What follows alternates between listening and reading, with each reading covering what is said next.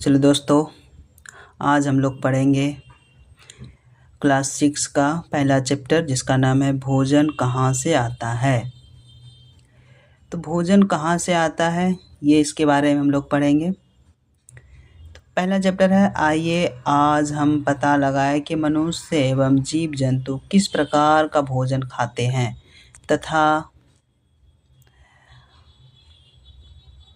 तथा भोजन के कौन कौन से स्रोत हैं। तो हम लोग जानेंगे कि मनुष्य और जीव जंतु जो है वो किस प्रकार के भोजन खाते हैं और वो जो भोजन खाते हैं वो कहाँ से आते हैं। ठीक है, तो इसमें पहला टॉपिक है विभिन्न प्रकार के खाद्य पदार्थ।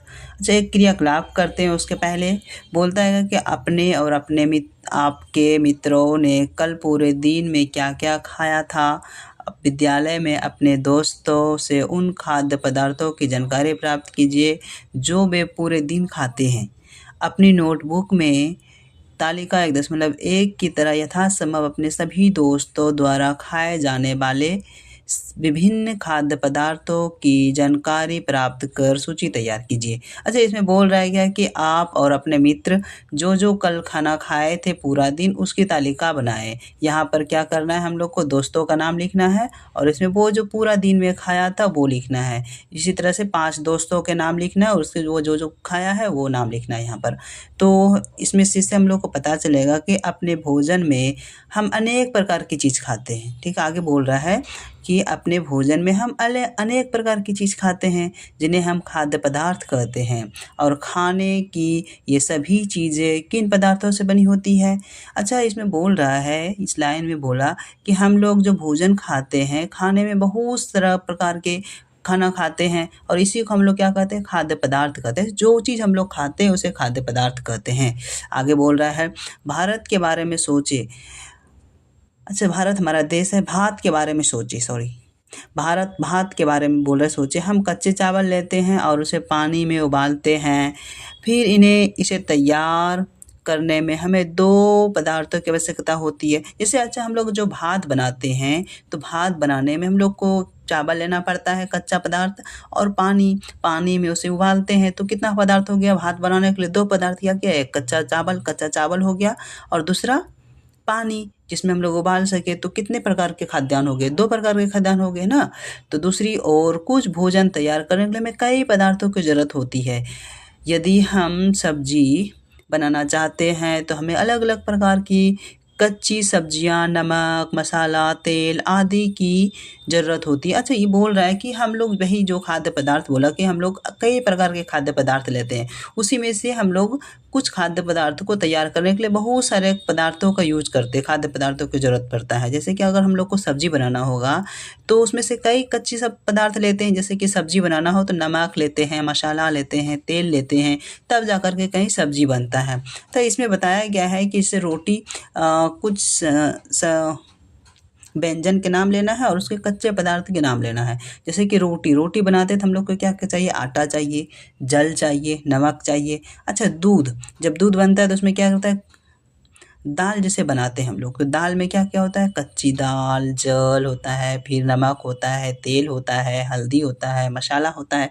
ये सारे कच्चे पदार्थ में हो गए। इतना सबको मिलाते हैं तब जा कर के दाल बनता है। जैसे भात बनाएंगे तो भात में क्या मिलेगा, चावल बनेगा और क्या मिलेगा, पानी मिलेगा। अगर हम लोग को आलू का सब्जी बनाना हो तो आलू का सब्जी में क्या क्या मिलेगा, एक आलू लेना पड़ेगा, नमक लेना पड़ेगा, प्याज लेना पड़ेगा, तेल लेना पड़ेगा और बहुत सारे मसाला लेना पड़ेगा, तब जाकर के आलू का सब्जी बनेगा, है ना।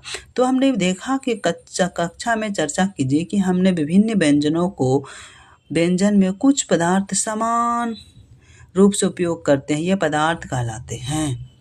अब हम लोग दूसरा पढ़ाते हैं। अभी तक में हम लोगों ने इस टॉपिक में पढ़ा कि कच्चे पदार्थ बनाने के लिए किस चीज़ की ज़रूरत होती है। किसी भी पदार्थ को व्यंजन बनाने के लिए बहुत सारे कच्चे पदार्थों की ज़रूरत होती है। ठीक है, अब हम लोग पढ़ते हैं। टॉपिक क्या था हम लोग का? टॉपिक था कि विभिन्न खाद्य पदार्थ, विभिन्न अलग अलग तरह के खाद्य पदार्थ होते हैं। उन खाद्य पदार्थों से मिला करके हम लोग कई प्रकार के व्यंजन बना लेते हैं। व्यंजन का मतलब होता है कि जो खाना बनाते हैं, जैसे सब्जी एक व्यंजन हो गया। सब्जी में कई प्रकार के खाद्यान्न मिले होते हैं, मतलब खाद्यान्नों को मिला करके व्यंजन कहते हैं। अब हम लोग पढ़ते हैं खाद्य सामग्री, उनका स्रोत। अच्छा, जो खाद्य सामग्री था, कच्चे पदार्थ थे, जैसे दाल, चावल, आटा, कहाँ से आया है देखेंगे हम लोग। ठीक है, तालिका 1.2 में सूची कुछ कच्ची सामग्री जैसे कि आटा और दाल के स्रोत का अनुमान लगाना हमारे लिए बहुत आसान हो सकती है। कहाँ से आते हैं? निश्चित रूप से पौधे से आते हैं। गेहूँ और चावल का क्या स्रोत है? आपने धान और गेहूँ के खेत में अनेक पौधों की क्यारी देखी होगी। इनसे हमें अनाज प्राप्त होता है। अच्छा, हम लोग ने जाना कच्चे पदार्थ आते कहाँ से? तो कच्चे पदार्थ कहाँ से आते हैं?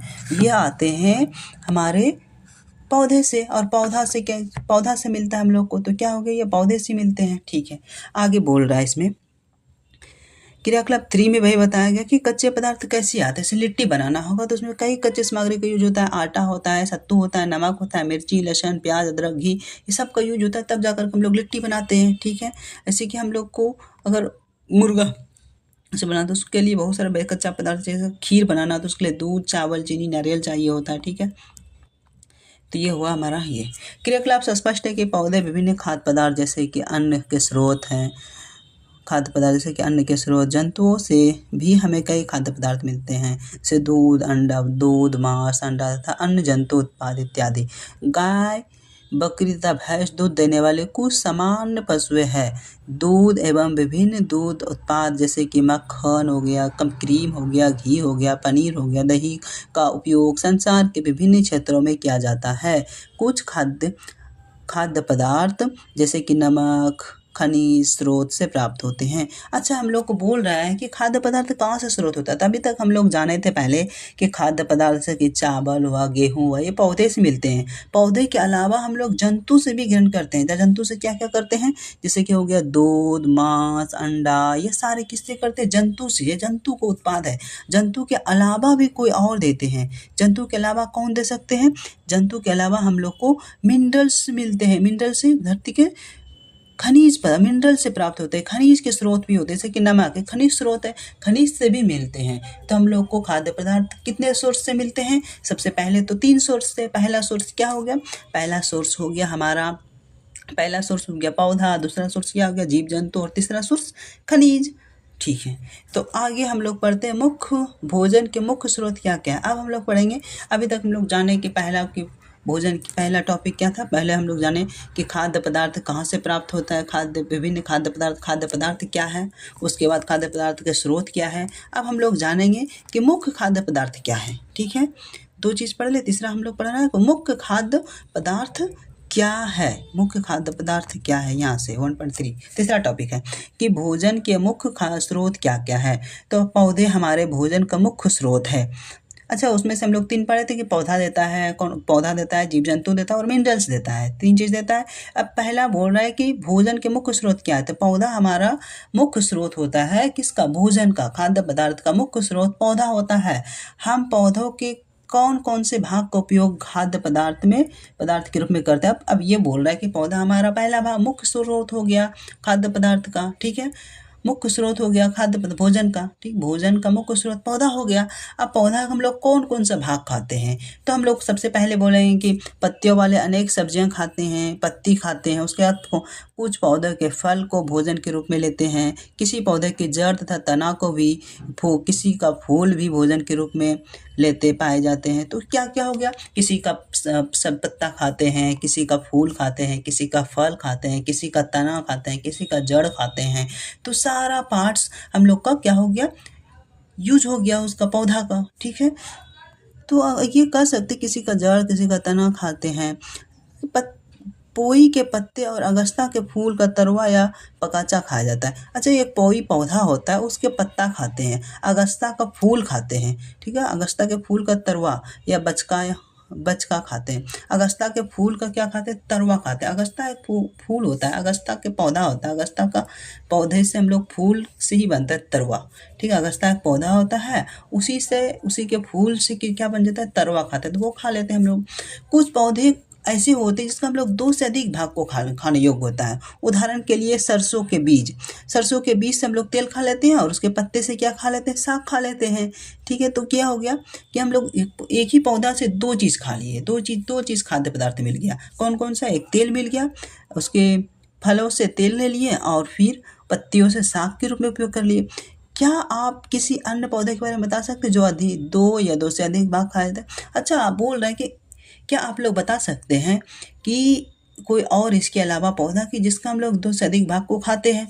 ठीक है, तो एक और हो सकता है, क्या हो सकता है ये आप लोग कमेंट सेक्शन में बताइएगा। आगे देखिए, अब क्रियाकलाप एक ठो बोल रहा है कि मान के चलो तालिका 1.3 में 3 की सूची में सभी खाद्य पदार्थ में से उन पदार्थों को छांटिए जिनके मुख्य स्रोत पौधे हैं।